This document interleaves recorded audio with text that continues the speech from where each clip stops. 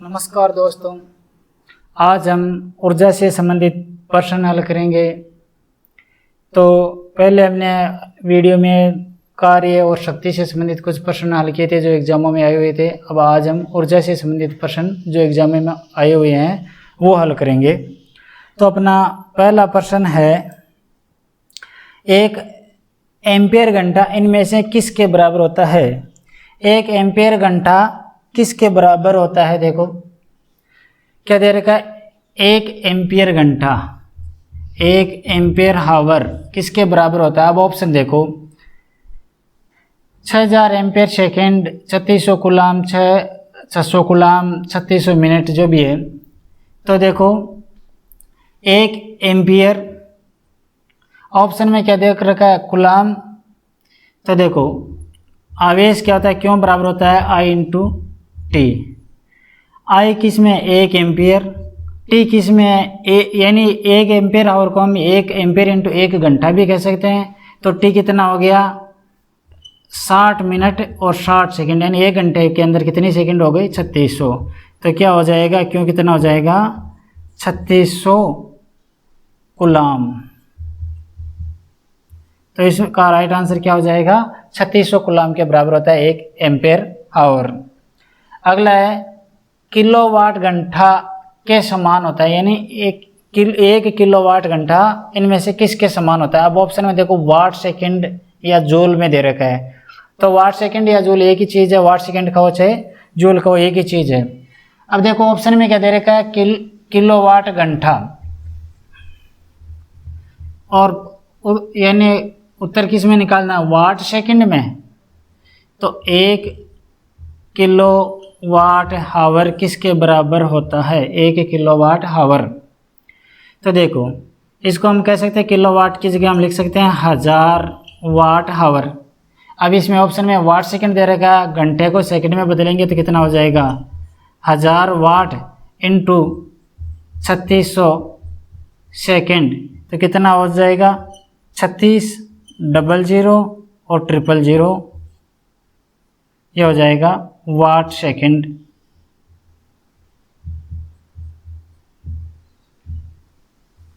तो right answer क्या हो जाएगा, अब देखो इसमें क्या है, घात में दे रखा है, तो 3 और 2 5, तो हम कह सकते हैं 36 इंटू 10 की घात 5 वाट सेकंड। तो राइट आंसर क्या हो जाएगा, वाट सेकंड को जूल भी कह सकते हैं, 36 इंटू 10 की घात 5 जूल दिया हुआ था तो भी सही होता।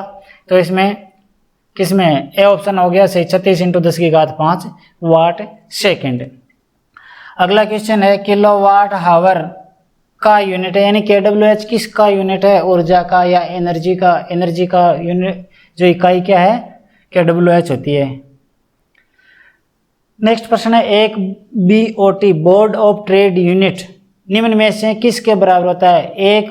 यानी एक यूनिट किसके बराबर होता है, एक यूनिट 1000 वाट घंटे के बराबर होता है, यानी वाट इंटू घंटा बट्टा 1000 बराबर एक यूनिट होता है। तो 1000 वाट घंटा बराबर एक यूनिट है। तो राइट आंसर क्या हो जाएगा, 1000 वाट घंटा।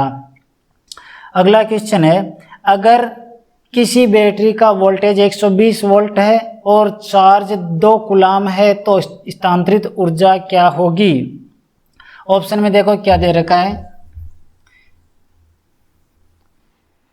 पहले प्रश्न देखो क्या दे रखा है कि एक बैटरी की वोल्टता V बराबर है 120 वोल्ट, 120 वोल्ट, और क्यों बराबर है 2 कूलाम।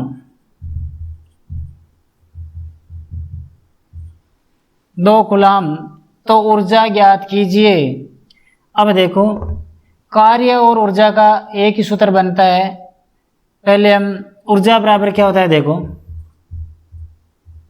ऊर्जा बराबर होता है शक्ति इंटू समय, जबकि शक्ति बराबर क्या होता है, शक्ति बराबर होता है कार्य बटा समय।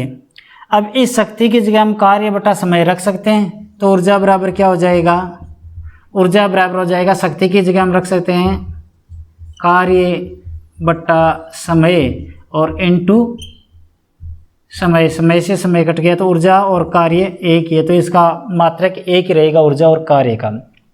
अब ऊर्जा की जगह हम कार्य रख सकते हैं, तो कार्य बराबर क्या होता है, कार्य बराबर होता है V इंटू क्यू।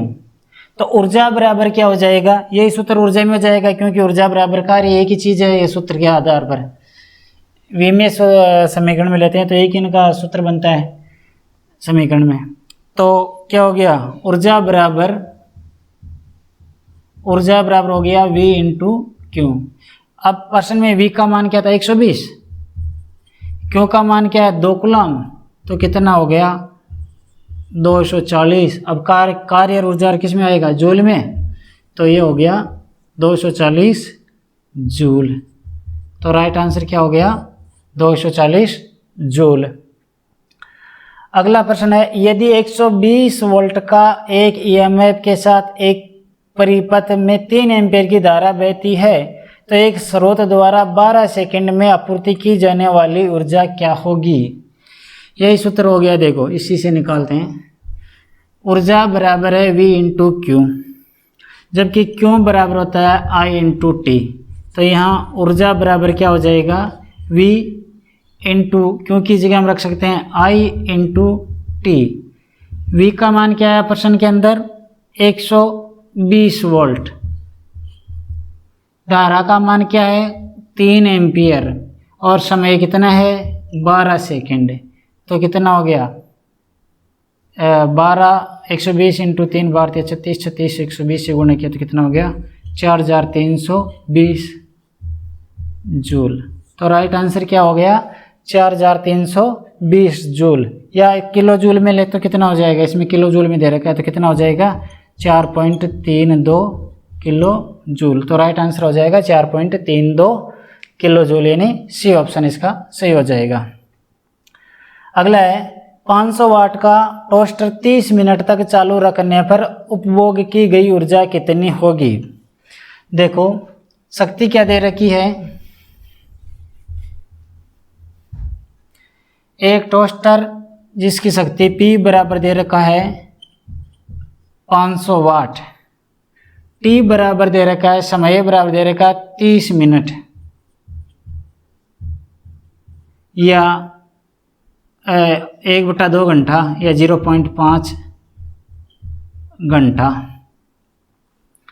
और देखो अच्छा 500 वाट का टोस्टर 30 मिनट तक चालू रखने पर उपभोगी की ऊर्जा बस यही है। तो देखो अपन को क्या ज्ञात करना है, ऊर्जा बराबर होता है ऊर्जा बराबर शक्ति इंटू समय। शक्ति क्या दे रखी है यानी P इंटू टी। P का मान कितना है 500।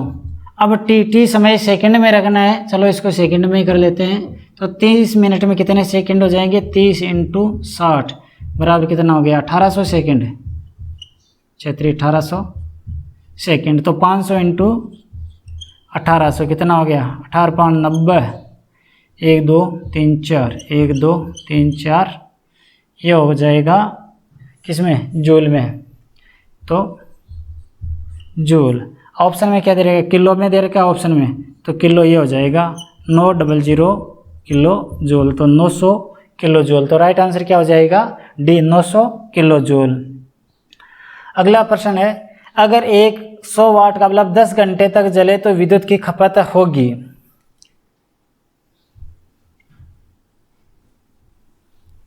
एक लैंप है जिसकी शक्ति P बराबर है 100 वाट और समय बराबर है 10 घंटे, तो ऊर्जा ज्ञात कीजिए। ऊर्जा बराबर क्या होगी, ऊर्जा अब वो किस में है यूनिट में लेनी है, तो ऊर्जा यदि यूनिट में लेनी है kWh में लेनी है तो हम कह सकते हैं कि ऊर्जा बराबर है वाट इंटू घंटा बट्टा 1000, तो ये हो जाएगा kWh या किलोवाट आवर या किलोवाट घंटा। वाट कितना है 100, घंटे कितने हैं 10 बट्टा 1000 कितना हो गया 1 kWh यानी किलोवाट आवर या यूनिट भी कह सकते हैं। तो इसका राइट आंसर क्या हो जाएगा 1 kWh।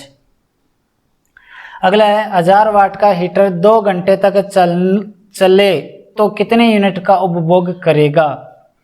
1000 वाट का हीटर,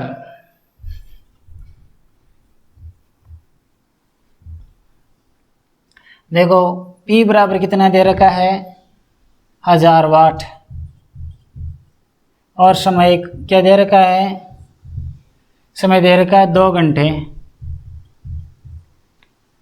तो उपभोग क्या होगा, ऊर्जा बराबर क्या होगा, ऊर्जा बराबर होगा वाट इंटू घंटा बटा 1000।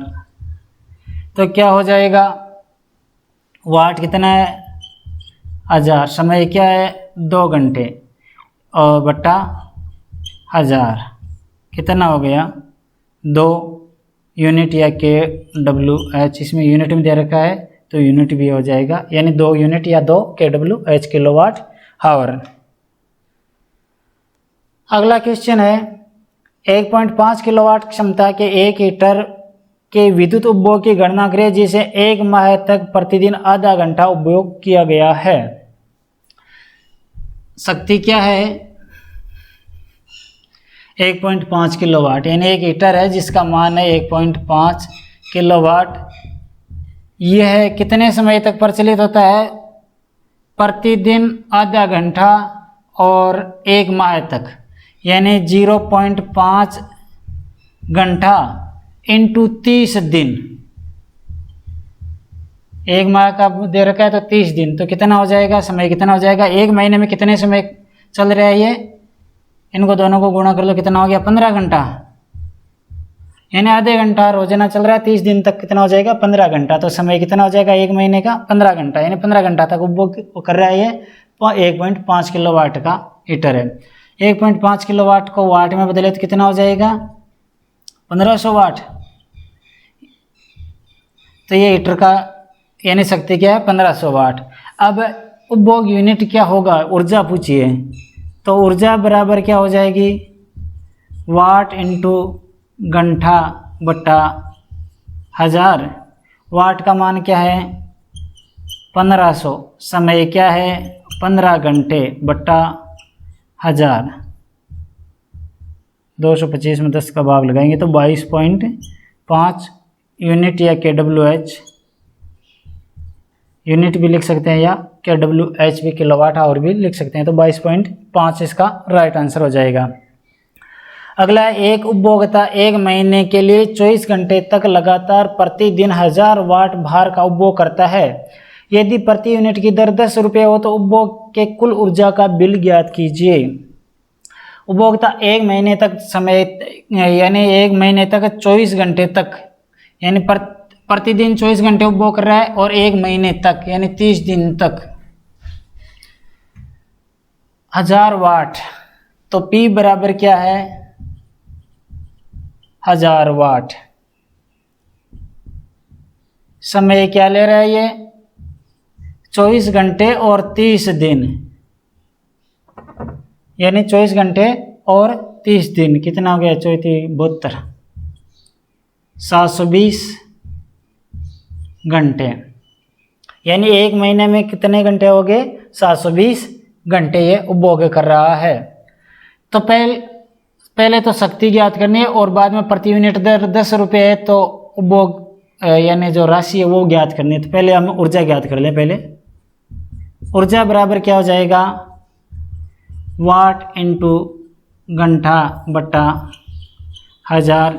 वाट कितना है 1000, कितने घंटे 720 बटा 1000, तो कितना यूनिट हो गया 720 kWh।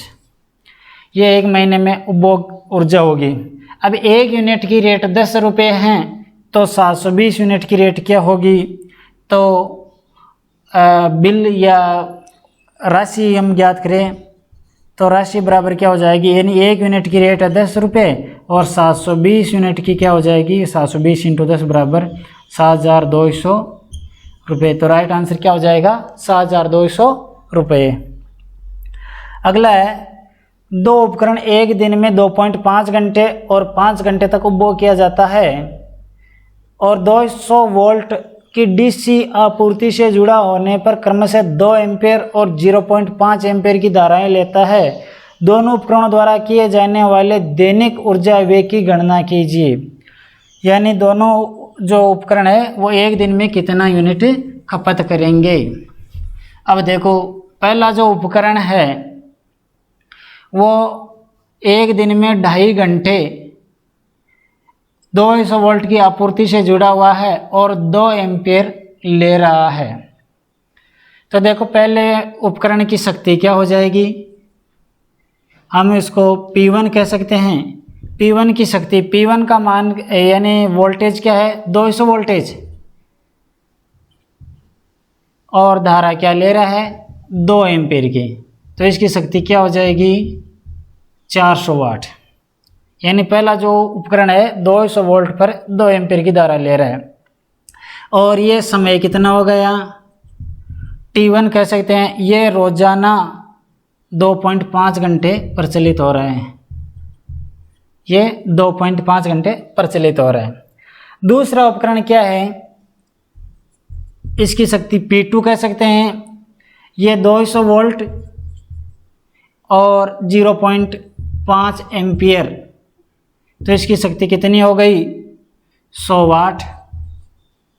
और ये कितनी देर चल रहा है, 5 घंटे। T2 बराबर हो गया 5 घंटा, ये दे रखा है अपन को। अब पूछा है इनकी एक दिन की ऊर्जा क्या होगी। तो पहले उपकरण की ऊर्जा क्या होगी, ऊर्जा प्रथम उपकरण की ऊर्जा या ऊर्जा 1 कह सकते हैं इसको। ये क्या हो जाएगी, वाट इंटू घंटा। वाट कितना है, 400। घंटे कितने हैं, 2.5 बट्टा 1000। 400 1000 से 1000 को गुणा किया तो कितना हो गया, 1 kWh। तो इसका क्या हो गया, 1 यूनिट। द्वितीय को उपकरण की ऊर्जा खपत क्या होगी, वाट कितना है, 100 वाट। यानी हाँ, वाट कितना हो गया, 100 वाट। इंटू समय कितना है, 5 घंटे बट्टा 1000 कितना हो गया, 0.5 kWh। तो पहला उपकरण 1 यूनिट निकाल रहा है, दूसरा यूनिट 0.5 यूनिट निकाल रहा है। अब इन दोनों की कितनी हो जाएगी खपत ऊर्जा, 1 + 0.5 बराबर कितना हो गया, 1.5 kWh या यूनिट। तो कितना हो जाएगा, 1.5 किलोवाट हावर। किसमें, ए ऑप्शन इसका राइट हो जाएगा। अगला है 400 वाट के बल्ब 200 वोल्ट की सप्लाई के समांतर में जुड़े हुए हैं। अगर एक बल्ब फ्यूज हो जाता है तो क्या होगा। 4 बल्ब है 200 वोल्ट आपूर्ति के साथ समांतर क्रम में जुड़े हुए हैं। एक बल्ब फ्यूज हो जाएगा तो क्या होगा, देख लो, आरेख बना के देख लेते हैं क्या होगा।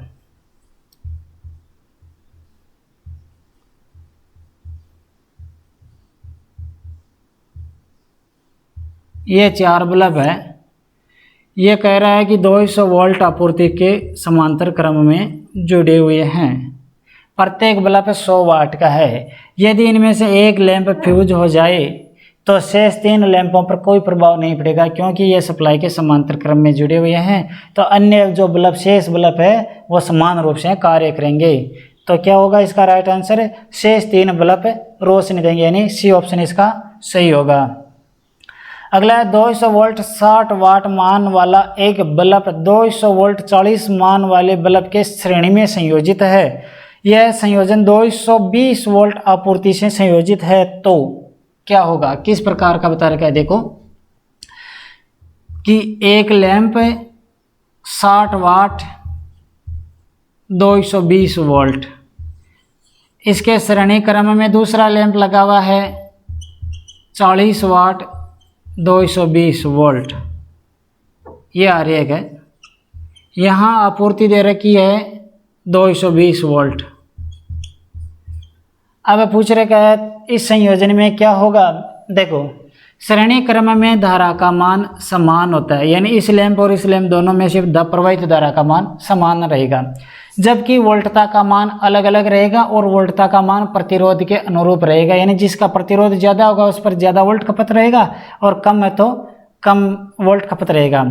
अब इनका प्रतिरोध क्या होगा, देखो V और P और R इनसे तुलना करनी है, यानी V P और R, यानी इन तीनों का एक कौन सा सूत्र आएगा कि V P और R दे रखा है, तो अपना एक सूत्र है P बराबर होता है V²/R। यदि V इन दोनों का नियत है तो हम क्या कह सकते हैं कि P समानुपाती 1/R, यानी P है वो R के विलोमानुपाती होता है, यानी 1/R दे रखा है ना, P समानुपाती 1/R, अर्थात P R के विलोमानुपाती होता है। जिसका R ज़्यादा होगा उसकी शक्ति कम होगी, या शक्ति से तुलना करें तो जिसकी शक्ति कम होगी उसका रेजिस्टेंस ज़्यादा होगा, और ज़्यादा शक्ति है तो उसका रेजिस्टेंस कम होगा।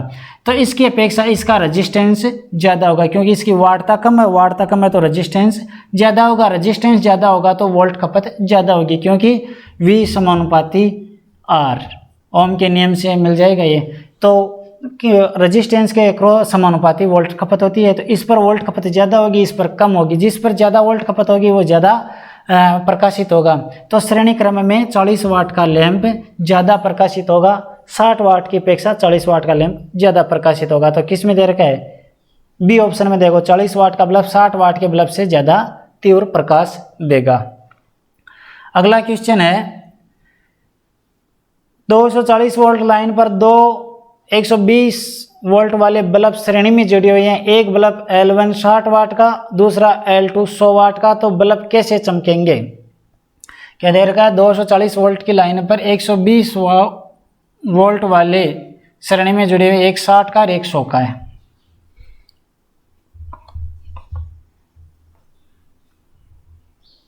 देखो 240 वोल्ट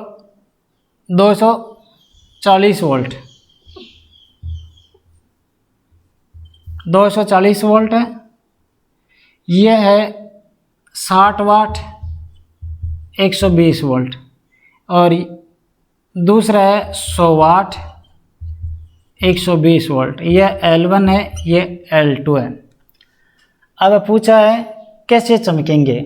अब वही कंडीशन सेम पिछले वाले की, कि इसकी 60 वाट की वोल्ट यानी प्रतिरोध ज़्यादा रहेगा, वाटता कम है तो प्रतिरोध इसका ज़्यादा रहेगा, तो 60 वाट का यानी L1 लैंप है इसके अपेक्षा ज़्यादा चमकेगा।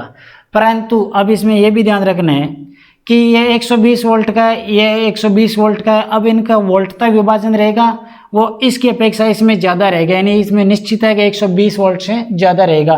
तो हो सकता है ज़्यादा देर चलने पर जल भी सकता है, क्योंकि इसकी वोल्टता का मान 120 वोल्ट से ज़्यादा ही रहेगा।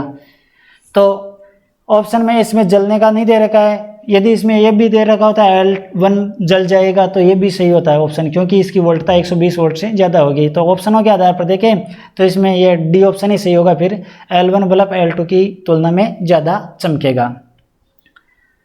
अगला प्रश्न है, 60 वाट और 25 वाट के दो लैंप समान वोल्टता अनुमत के हैं। 25 वाट लैंप का प्रतिरोध होगा, यानी इनकी वोल्टता तो समान है, वाटता अलग अलग दे रखी है। एक लैंप की 60 वाट है और एक की 25 वाट है। तो 25 वाट के लैंप का प्रतिरोध क्या होगा, तो जिसकी वाटता कम होगी उसका प्रतिरोध ज़्यादा होगा। तो 60 वाट के लैंप से इसका प्रतिरोध ज़्यादा होगा। तो राइट आंसर क्या हो जाएगा, 60 वाट के लैंप से ज़्यादा होगा, यानी सी ऑप्शन इसका सही होगा। अगला है, समान रेटिंग वाले दो बल्बों की शक्ति 200 वाट और 100 वाट है। यदि प्रतिरोध R1 और R2 है तो, अब देखो अनुपात इसमें तुलना पूछ रखी है, किस प्रकार से करेंगे हल इसको, कि दो लैंप है, एक तो है वोल्टता दोनों की समान है, एक तो है 200 वाट का लैंप और एक है 100 वाट का लैंप।